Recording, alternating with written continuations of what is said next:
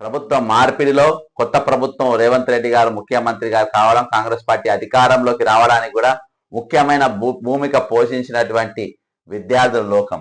కాబట్టి వాళ్ళ పైన వాళ్ళ గురించి వాళ్ళ కోసం ఎంత మాట్లాడినా తక్కువనే. కాబట్టి నేను ఈరోజు మూడవ ఎపిసోడ్గా ఈరోజు నిరుద్యోగుల గురించి తెలంగాణ ప్రజల దృష్టికి, ప్రభుత్వ దృష్టికి వెళ్ళడానికి నా యొక్క చిన్న ప్రయత్నం. కాంగ్రెస్ నీ కొలువులు ఎక్కడ? కాంగ్రెస్ నీ కొలువులు ఎక్కడ? నువ్వు ఇస్తాన్న నౌకర్లు ఎక్కడికి పోయినాయి?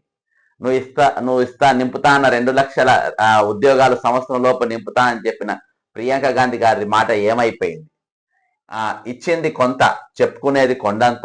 ఎల్బీ స్టేడియంలో మీటింగ్లు పెట్టి ఈరోజు ఏది అపాయింట్మెంట్ లెటర్స్ ఇస్తామని చెప్పేసి అది వాళ్ళు ఇచ్చింది ఎంత అని అంటే ఇయాటికి 19 నోటిఫికేషన్లు వస్తే అంటే అరా ఏందనంటే 63 500 పోస్టులు గత ప్రభుత్వం నోటిఫికేషన్ ఇస్తే వీళ్ళు 63 కలిపి 567 చేసిండ్రు. గత ప్రభుత్వం 6000 డిఎస్సి పోస్టులు ఇస్తే వీళ్ళు 5000 చిల్లర వీళ్ళు కలిపి వీళ్ళు చేసిండ్రు. అంటే అంటే సగం అన్నట్టు. మేడి పండుల కాంగ్రెస్ కొలువుల భర్తీ, జాబ్ క్యాలెండర్ ఊసే లేదు, మారన క్యాలెండర్ కొత్త ఏడాదిలోకి నిరుద్యోగులు. నేను ఈ జాబ్ క్యాలెండర్ ప్రభుత్వం ఇయాల్టికి వరకు మరి దేని మీద కూడా రివ్యూ మీటింగ్ పెట్టకుండా అసలు ఎన్ని ఖాళీలు ఉన్నాయి, ఆ ఖాళీల పరిస్థితి ఏంటి, డిపార్ట్మెంట్ వైజ్ గా ఎంతమంది రిటైర్మెంట్ అయ్యారు, ఈరోజు రిటైర్ అయిన వ్యక్తులకు ఇంకా ఉద్యోగాలు ఇచ్చిండు. పోయిన సంవత్సరం ఫిబ్రవరిలా మరి చీఫ్ సెక్రటరీ గారు అందరు కలెక్టర్లకు అసలు ఎంతమంది పనిచేస్తున్నారు అన్ని హెచ్ఎడ్ఎస్ కలిగి తీసుకున్న ఈరోజు 1017 మంది 1024 మంది ఏమో వచ్చిండ్రు.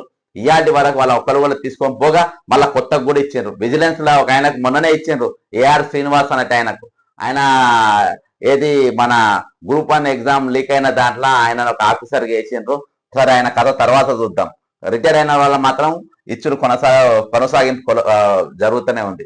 ఈరోజు మన దేశంలో మిగతా రాష్ట్రం భౌగోళికంగా ఏర్పడితే తెలంగాణ ఒక భావోద్వేగ రాష్ట్రం. కదిలిస్తే ఇక్కడ అమరవీళ్ళ తల్లుల కన్నీళ్లు కనిపిస్తాయి.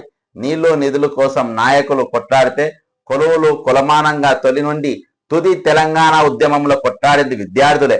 తెలంగాణ వస్తే కోరుకున్న కొలువు వస్తుందని, గొప్పగా బతుకుతాం అని విద్యార్థులు తమ జీవితాలను లెక్క చేయకుండా ప్రాణాలను పణంగా పెట్టి ఆ త్యాగాల పునాదుల పైన తెలంగాణ పురుడు పోసుకున్నది. తెలంగాణ రాష్ట్రం ఏర్పడితే తొలి ఫలితం విద్యార్థికి దక్కాలి, అది వారి హక్కు కూడా.